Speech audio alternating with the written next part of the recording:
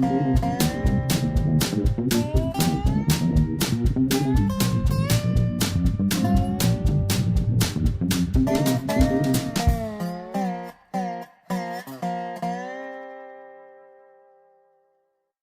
Prairie Monk, WFT campaign 90.1 on your FM dial, and William on the board. Okay, I have a few rants this week.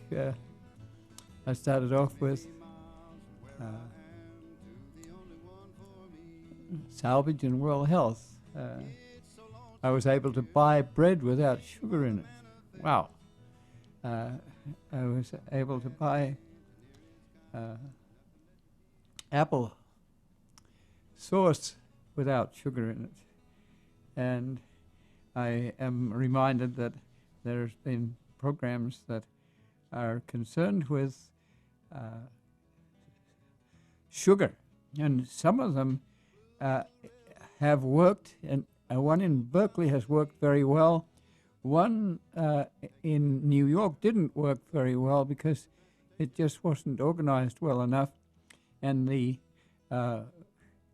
drink companies, which put something like 6 teaspoons full of sugar in a liter bottle, and it really leads to things like diabetes and poor health. And it's just that you enjoy sugar and salt, but you don't enjoy it in extremes. Salt is something the same way. If you get pretzels, they're loaded with salt. And a little bit of everything is good, but when you get too much of it, that's unfortunate. But it makes money. If you only have to put sugar in water and a little bit of carbonate, that sells for millions. And if it's not promoted here, it's promoted here, especially with young people, because once you convince young people to drink pop, then they will keep doing that for the rest of their lives. And then you move to Africa or other places where the water is not so pure, so it's helpful to have a drink that will circumvent that sort of problem of having dirty water. So worldwide, Coke and Pepsi have been really teaching people how to drink sugar, and they're very opposed to people who want to change that. So they will donate huge amounts of money to areas where there's an anti-pop campaign. But fortunately, around the world, the sale of that sort of beverage has gone down by about 6%. This is something like the tobacco industry, where you work for years to get the research and know the rightness of the situation, and then you have to oppose the people who are doing something else or convince themselves to do what they can to keep reducing. So it was good for me to see that the food industry is recognizing the need for reduced sugar. Now, sometimes that gets into organic things. So all of a sudden you find that there are huge organizations that are doing organic things, and that is something the same thing, taking over a good deal, and it works, and the organic things are beginning to sell. So we have to be careful at the local level to support those groups that are low sugar and low salt. So that is part of my rant today.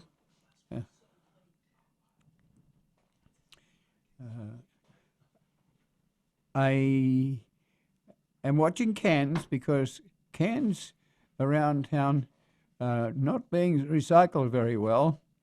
They go to the landfill, and if you have 100 cans, you really have about 3 pounds of an ingot of aluminum in the landfill, and it will decompose slowly, but very slowly. But the waste is that to take bauxite, which is the mineral from which aluminum is made, to aluminum, it takes a lot of electricity, so you're putting a lot of energy into the landfill.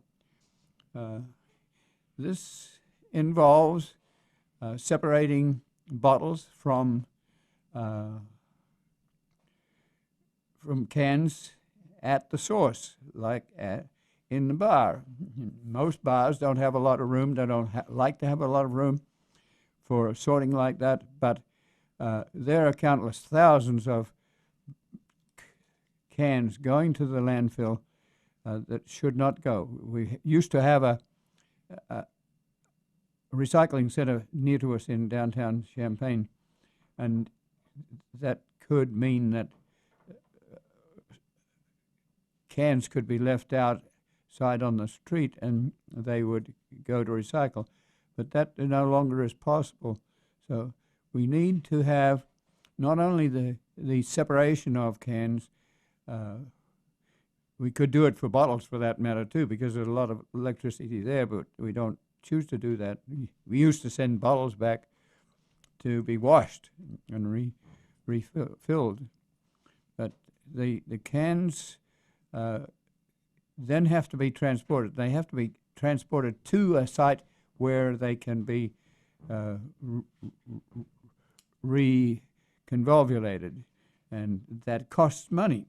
So it's a little bit like the drink event. Sugar makes money, and in this case, not salvaging cans also saves money. Okay, I'm looking at my notes. One way of avoiding some of these sorts of things is to buy fruit and vegetables, and that we try to encourage people to do it locally. But when you have a season that is cold, you're not going to have fruit and vegetables unless you have a huge greenhouses where you can grow, hothouses where you can grow vegetables. But if you can overwinter with vegetables that can keep, like potatoes or sweet potatoes, some of the kale and things like that can grow in modest protection of a plastic greenhouse. Then you can overwinter with natural things, and then you don't have to have the added sugar or the like. So I'm looking here. Oh, I'm proud with the cardboard people. We've been sending out about a ton of cardboard a week, and people have gotten much better at breaking up their cardboard. It's interesting that some people want to break up their cardboard by tearing it up. Actually, most boxes have been engineered so that they have a modest amount of stickum on the bottom, and you can turn them over, run your finger down or a knife down the plastic that keeps them together at the bottom, and open them up, and they flatten very easily. One unflattened box in a dumpster can destroy its viability. So I'm pleased to be noting that people are doing that.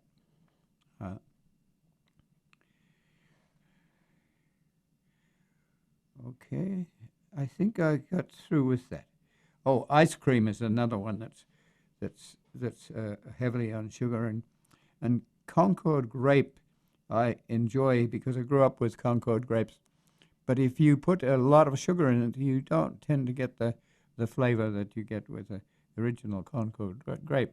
But I think if we're lucky, the food industry will get the message that sugar kills and sugar should be used with caution. Even the brain researchers are finding that sugar gets into the synapses of your nervous system, so it's to be cautioned.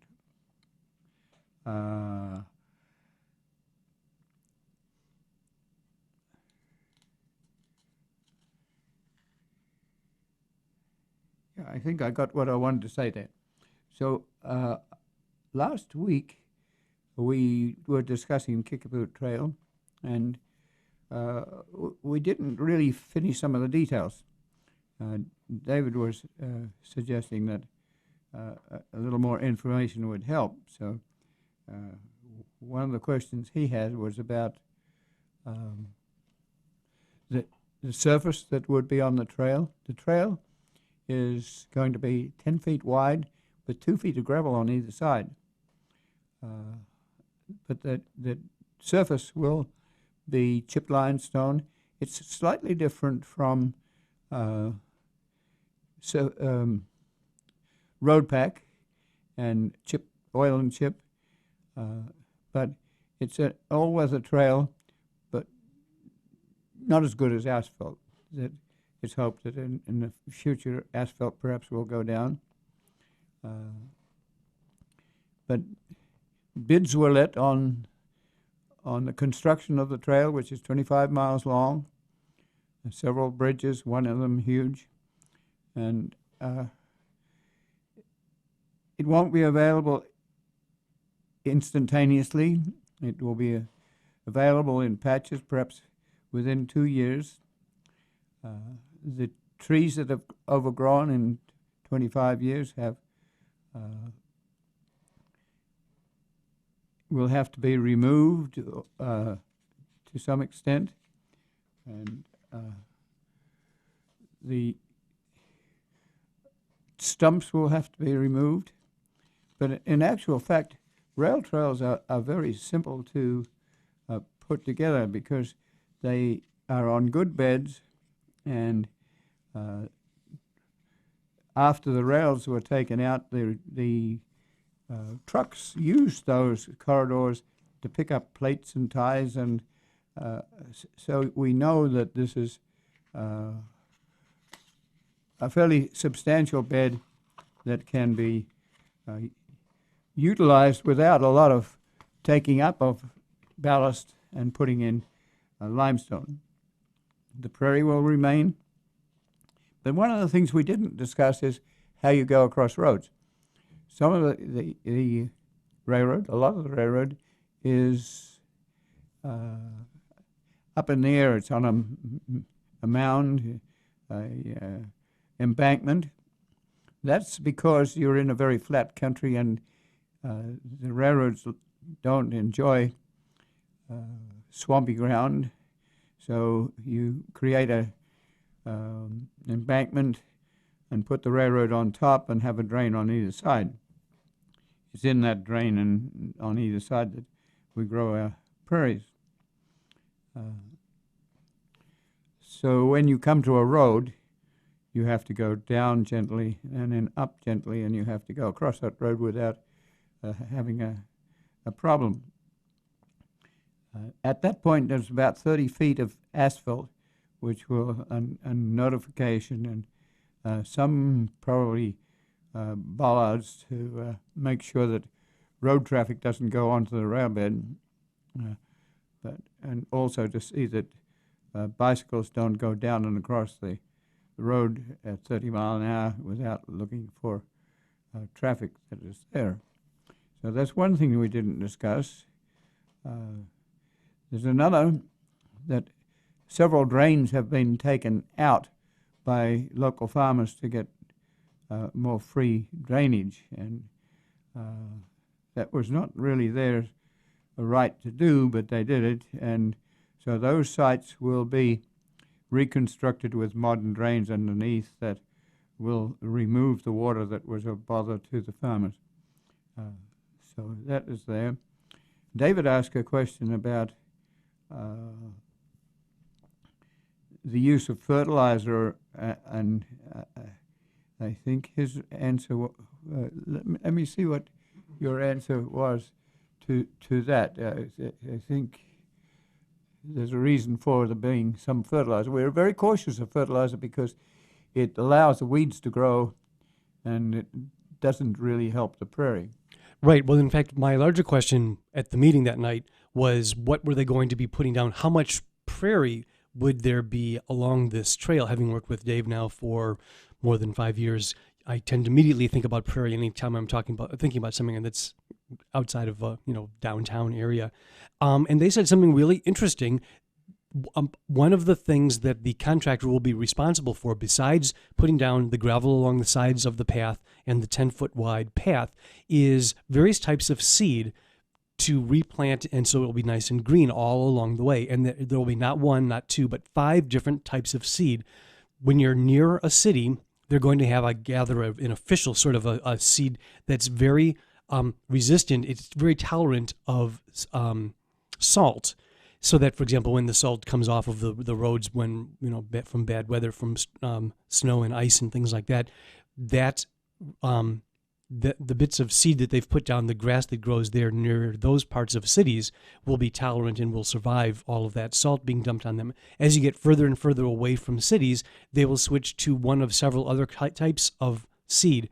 If it's a swampy area, they will have seed that germinates into plants that are tolerant of a very moist situation. If there are quite a few trees in an area, they'll have some that are good for shaded areas. And when everything else is in great condition, they're far away from swampy and shady and towny sorts of stuff, they're actually going to have a prairie mix. And it's not just any prairie mix. There are folks from the area who specifically went out and have picked prairie seed from around the area. And it will then essentially be replanted where appropriate along this trail. So how fertilizer factors into this is most of this seed, as I understand it, is designed to not need fertilizer. It's only the stuff that's designed to put up with towns and human habitation nearby, where I gather that they're going to need to put down fertilizer for it to be healthy. Yes, it grows very quickly. The prairie grows slowly. It may take some species 5 years to grow. Some species will grow quickly, but they grow. They've been used to not having to have fertilizer, and we don't want the fertilizer to change the chemical nature of the soils, which are only soils that haven't been chemicalized. So the weeds and cultivated plants often enjoy fertilizer, and they do very well with it, and that denies the prairie. So it's so typical to have prairie sites also receive fertilizer that we get used to giving it away, so it doesn't injure the soil and the prairie ecosystem. And yes, around towns also it's usual to mow the adjacency to a trail, and that so you have brome grasses and other grasses that grow quickly, and it can be mown, and the fertilizer encourages that. Sometimes they add a sweet clover, which is an anathema for us because sweet clover is a legume, so it converts nitrogen and can be used as a natural fertilizer. But my, it is an invasive creature in prairies, so we spend countless thousands of dollars removing it, and we beg the Department of Natural Resources and the Department of Transportation to not remove that. I don't know whether I said it right there.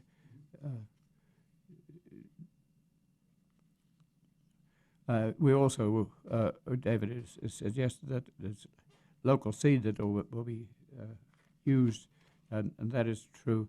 And it will be over a number of years. This will be connected and collected and put in probably in areas that have been disturbed. If you have natural prairies growing, you tend to let them be. It's very difficult to decide what is the local ecosystem, the local ecosystem, can be regarded as a climax with regrowth succession. And there are two terms that are fairly strong, but it sort of applies one thing fits all. And as David has suggested, sometimes it's wetlands, sometimes, and there's a dynamic. Sometimes if you plant an elevator next to a prairie, then the prairie will change. Sometimes if you have a horse field and the horse eats the prairie, then things like monarda will grow more effectively because it has some interaction with the horse's gut. So we look at the ecology and hope that we're thinking like 1830, but we may not be always correct, and we may not know, but we do the best we can. So I said something about bridges. Bridges can be reconstructed in several manners. If we don't have a lot of money, you can actually drop a tie in between a tie so that people don't freak out as they walk across a bridge at a height. That's a sort of rough, tough way of doing it. But a better one is to build a bridge on top of a bridge. So you use the timbers that are there as the base for your bridge, and you can either build it on site or you can prefabricate it. And I don't know what the detail is of the bidding on the bridges, but I've just been to a trail meeting, and there were engineers there that are specialists in putting bridges on top of bridges, and in a very effective manner, and with materials that will stay up. They may not be creosoted, but they may not be treated, but they may be timbers that will last. And also, if you're on a bridge, it's very frustrating if you can't see out over the balustrades that are on either side. So there's room for netting or see-through, but you also have to realize that the boards you put on the side of the bridge to stop people falling off just have to be close enough so a baby's head can't get through it and get caught. There's all sorts of liabilities we have there. Sometimes the bids for this first 6 miles are like $3 million, which is really huge. And there are two ways of dealing with that. You raise more money to cover the cost, or you can downgrade the plan. I would say that actually rail trails are very nice to work with because they're fairly straight, they're very flat, they can be converted to rail trails without a great deal of cost. But once you start to look at things like liability, everything becomes a liability, and everything gets built in anticipation that there will be liability. In actual fact, many of those liability situations are not surveilled, so there's no teeth in the liability program. They're just there and tremendously costly.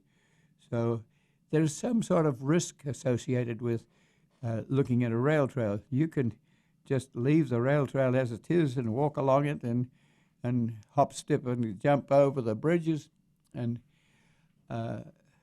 that's a little dangerous. You get four-wheelers doing the same. You get motorcycles doing the same.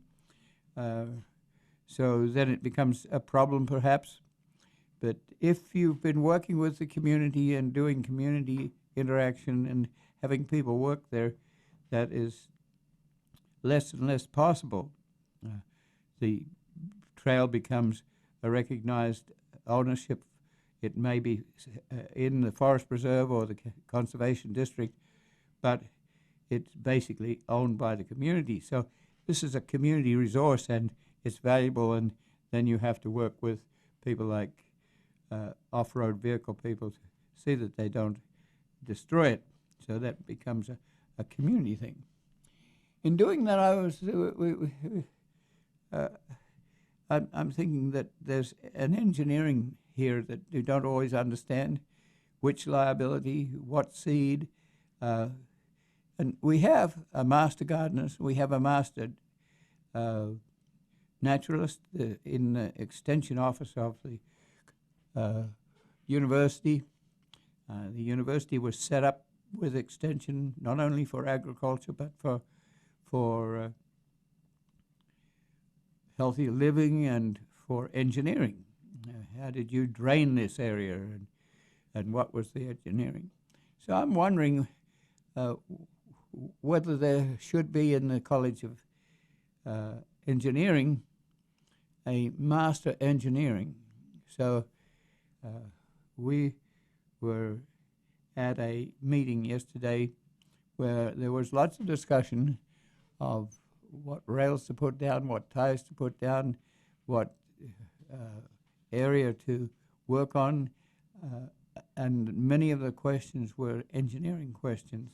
And so I'm thinking that we should really have a master engineering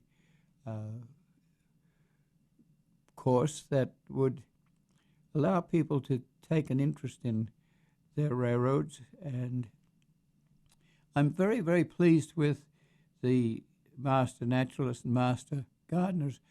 They have, in the last few years, the courses have been overloaded, and the number of people involved is tremendous. They have to do an internship of perhaps 12 hours in a certain period, and those interns have mounted to hundreds of people who have been volunteering with Alton Park or other places, the Grand Prairie Friends, and we would look for the same sort of thing with engineering, because we need people to know about the prairie. We need people to know about their gardens and whether they can grow kale or cucumbers, and they're interested, and we need people to know about engineering. It's kind of interesting to sit on a railroad and wonder about its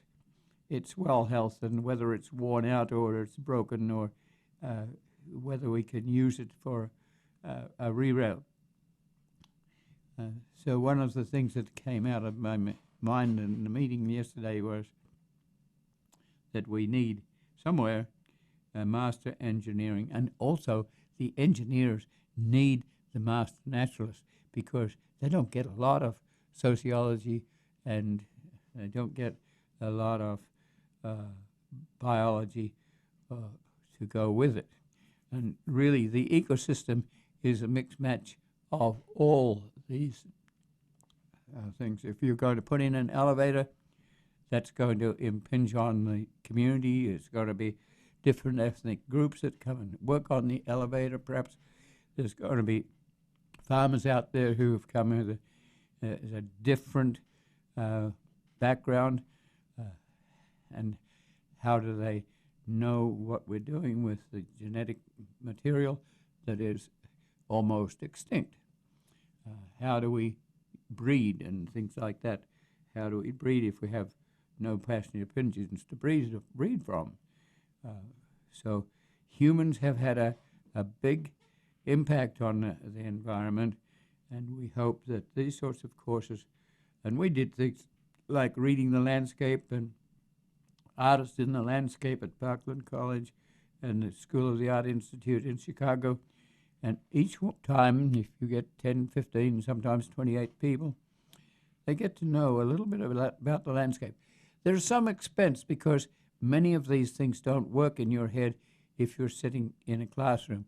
You have to be out there, you have to see a prairie, you have to know a prairie, you have to know a railroad line, you have to know how it wears when one railroad line crosses another. You have to know that the railroads don't enjoy you riding your bicycle across an active railroad line. So how do you design a bridge to go to avoid that?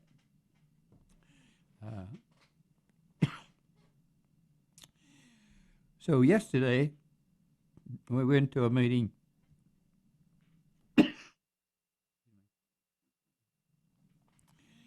of the Champaign, Havana, and Whiteheath Historic Railroad. This is a railroad that's been created in the last 4 years to investigate the possibility of maintaining rail between the Monticello Railroad Museum and Champaign. Right? The intent is to re-rail 4 miles of Heartland Pathways corridor and to preserve 3 miles of abandoning railroad. So what do you know about abandonment? What do you know about the surface transportation, about the Canadian National, about the elevators that use the line or possibly could use it more? How do we get a historic train into Champaign? Does Champaign want that? Champaign is growing and gentrifying at a pace that is more than Champaign expected. Those people who are living in a closely knit area often want to exercise or enjoy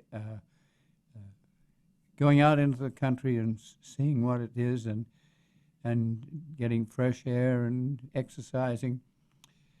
How do we bring those people together? Once again, you need to have an attitude that develops that slowly that said, we can utilize this rail bed. And we've been lucky to have, in recent years, a rail banking act that allows for that and encourages that. The locals can buy the railroad bed, like the 3 miles between Bonneville and Seymour if we have to, and put that back into action. The federal government was so afraid they were losing the railroad beds that they created a rail banking act that provides money, saves the bridges, and quiets titles that would disrupt the continuity of the corridor. In order to discuss all these things with elevators, with railroads, we need people who don't necessarily have legal degrees, but do have the sensitivity to be able to talk about the situation and figure it out. So our meeting was quite long yesterday, talking with railroad engineers, talking with people who have a legal background and have some of that concern about liability. So if we have you out there to volunteer to put back rail, what size ties, how many ties per mile, what sort of rail? Do you have something that's a 90-pound rail, which is modestly heavy, or do you put in really heavy rail? It's 1 yard will weigh 135 pounds, or do you have a 60-pound rail that it would be good enough for an interurban or a little tram, but not really good enough for regular railroad cars? How do we put a bridge across a drainage ditch? Can we buy, borrow, beg, or steal a semi-trailer, turn it upside down and make a bridge across a ditch? Can we look at a closing railroad line like the closing railroad Penn Central that was destined to be a trail but is being assigned back to farmers? Where is your concern? How can you find out about these sorts of things? How can you perhaps look at a bridge on that Penn Central line and say, this is a bridge that we could lift up and take and put across Camp Creek, where the bridge was removed by mandate before we bought the railroad bed? How do we look at bridges that are being used by rail and might need an upgrade? can we employ volunteers that come from the like of railroad engineering situations? How can we perhaps encourage volunteers who have enjoyed railroading, may have a railroad, modest railroad event in their basement, toy trains. Often there are people who are engineers have that sort of opportunity to understand a railroad better because they're looking at it in small style. So we talked about these things, and one of the things that came up was, how do we raise money to do this? How do we encourage you folk out there to be involved? And so I'm looking at the clock. Okay, we're doing all right. I have some other things to say.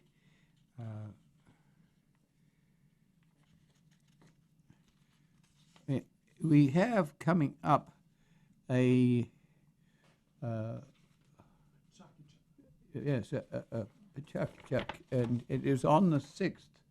And in order to do that, it's a little bit of making an awareness. What they've done is taken a number of people who've presented in other Pachacachak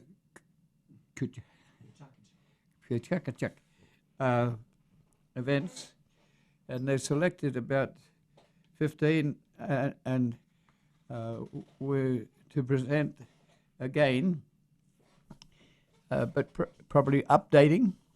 And so in the process, I've been looking for slides that make that possible. Let me remind you what we have. It'll be at the Virginia Theater at 8:20 p.m. and it'll be on the 6th of February, which must be a Saturday, I think. And so 20 sides, 20 minutes, goes very quickly.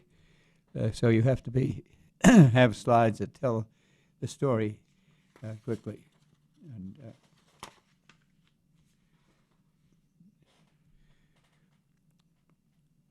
in doing that, I ran into some interesting slides. One of our things that we have to discuss is mowing. We have, at the meeting yesterday, we have one gentleman who's volunteered to mow a railroad bed. And the encouragement there is to give him a membership for free to be doing that. He hasn't charged us any money for doing that. He's sort of mowing is his life, and he enjoys doing that. So it's very helpful for us to have a clear corridor between Whiteheath and Seymour. We do need a something like a semi-trailer over a drainage ditch so he can move to the Champaign side of the corridor. But I also fished up several slides and that about mowing. We have at Seymour a lot of volunteer mowing, which is way in excess of our of the needs of the road, and they take out our prairie seed and plants that we enjoy. So we've had a lot of volunteer help out there to put down logs, to suggest to the mowers that they please don't invade our right-of-way. And that's the sort of thing where just a few people to watch that sort of situation could do a tremendous amount of help. In the absence, we have to try and cover a lot of things in a peripheral way. But we have some no-mow policies. And we have one at Thomasboro, which is interesting because it's on an old interurban line that used to run from Banner to Rantoul and on up to Paxton. That interurban line was taken out probably in the 50s when cars became more frequent.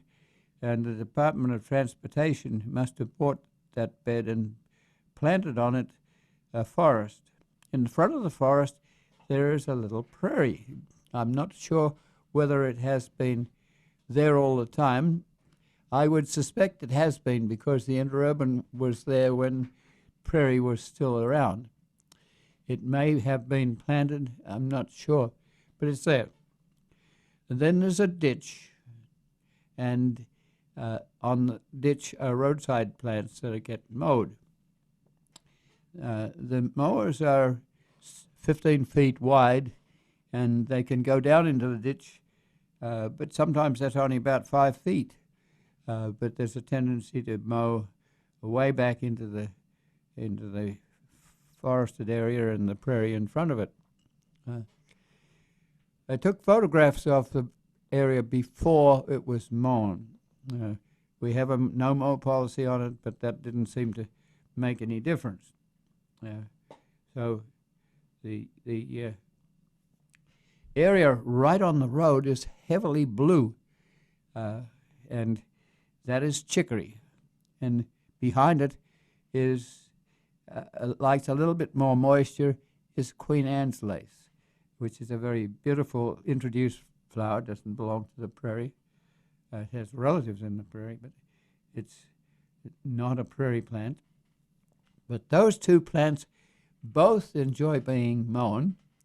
They have sort of rosettes, and when you mow them, it's just like Grandma picking off the mums early in the season so that they will grow better later on.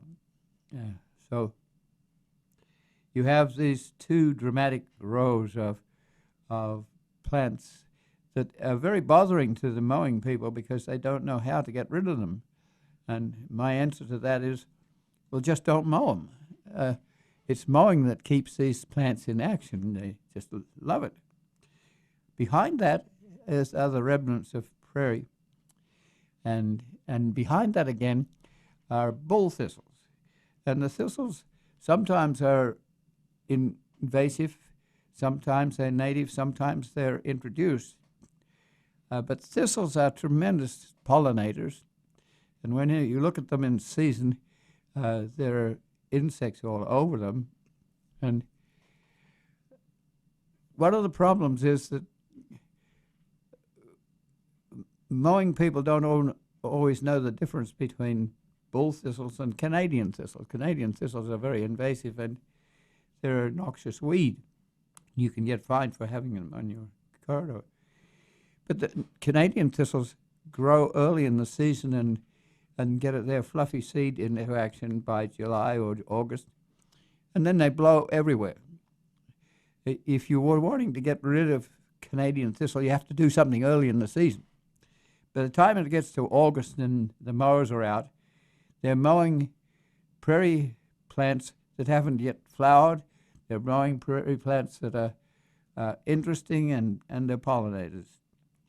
The thistles come up later.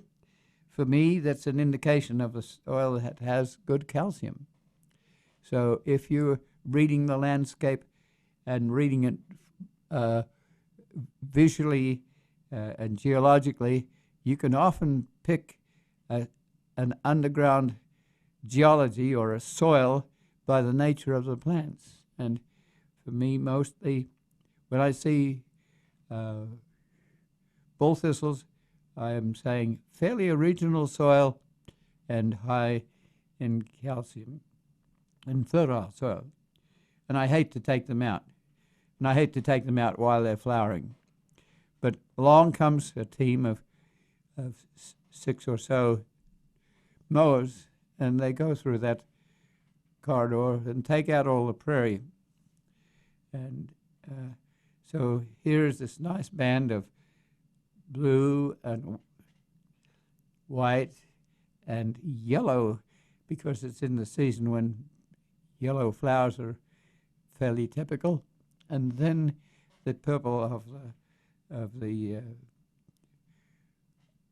thistles, and then behind that is an edge timber and a forest, and it's completely fairly completely man-made or man-controlled, man-affected.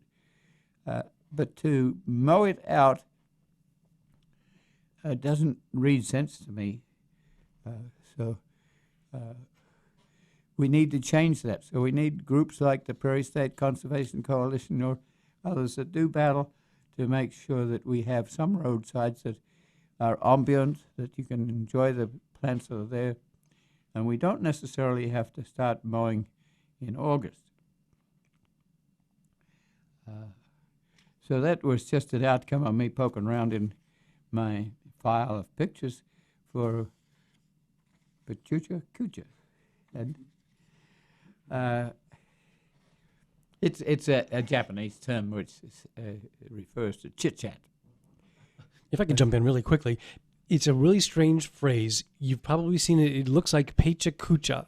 And that's what I always said until a friend of mine actually participated in one of these that they did out at Parkland. And she came away from it and she said, oh, it's actually pronounced Pitakacha. That's the Japanese pronunciation for it. Apparently it got started when there were some business meetings like architects or some such who realized that they were going for hours listening to these things and they didn't have to be that long. They said, what if you could only have like about 7 minutes to do your entire presentation? You can have 20 slides. You get 20 seconds to describe each of them. That's all any of us really need to get through this architecture or agriculture or whatever it was. And it spread from there. People said, you know what? This could be really useful outside of the business world. There are a lot of people who know really amazing things. What if we invited them to briskly fill us in on what they're up to, and we'll get all these great ideas. I learned that one way to get blue jeans to fit is to put them on when you've just purchased them, sit in the bathtub with water saturating you, and then they dry to your body. Now, I'm not saying I'm going to actually go through and do this. You got that from there was someone who did his entire 7 minutes on, things you should know about blue jeans. and it was really, really interesting, including, yes, this is the way to get them to fit to your form, is get them wet and put them on. And I guess I've noticed that because if I put them on after I've taken them out of the washer and the dryer and they're still a little bit wet, it does kind of work like that. So, and any number of these sorts of things, yeah. So there is a cover charge. If you come to this thing, it will be Saturday, February the 6th. And what is the time? 8 o'clock, does that say? 8:20. 8 o'clock? It's usually a free. Most of them are, yes. But in this case, they need a little bit of support to be able to contact people and do the electronics and all the rest of it. So this one will be for a small fee. I had one other thing I wanted to say something about, and it involves community action. And it's a site at Weldon that has been invaded by a farmer who thinks he has the right to dig up a warranty deed, which we own very legally. And so we have a sculptor who's been out there and encountered this situation, and she's put together an interesting sculpted piece. She's put together a sort of fabric bundle with soil in it and stretched it out on the invaded land. It's just enough to remind the person involved that we do really own the site. And I've often thought about doing a sculpted garden there. It probably would be destroyed by a big piece of equipment quickly, but somehow we're not in a good shape to challenge this situation in court because we don't have a lot of money, and part of it is that you want the community to want a trail. If you so this plot of land is not only owned by Heartland Pathways, it's more or less owned by the community around it. So how do you let the community around know that this piece of ground is being invaded, that the contiguity is being knocked back, that the soils are lost, the prairie plants are lost, the occasional tree is lost, the drainage is lost, the fences are lost, and so help me, we should receive something like $300 an acre, probably about 3 acres or something like that, per year. And So there's a challenge here, and that's the sort of situation where someone like a sculptor who goes out and knows about this and would want to make a statement, it's going to be very ephemeral because you're going to know that it's going to be taken out, like all our no trespassing signs and the like, and fences that we put up to say that it's our land. But it's a sort of situation where one or two other people other than ourselves going out and talking to the public, go to the village meetings to let people know within a 5-10 mile radius of this particular plot that this has the potential for a trail that also includes the joining of Clinton Power Plant Lake with Weldon Springs State Park. It has intrinsic value that a lot of people don't know about. So we have that situation that I'm talking about, encouraging, where you have hundreds of people who are willing to put in a few hours to make statements and to listen, to not necessarily dramatically say, this is ours, but to listen to the arguments about why it is being invaded, to talk to people who have over the years used it for a trail before it was destroyed and put into corn and soybeans. So I wanted to say something about that and about the involvement of artists in doing this sort of work, interpretive work. We have long since had high contrast silkscreen prints that tell something about the natural and cultural landscape. We have photographs. We're on YouTube, and now we're doing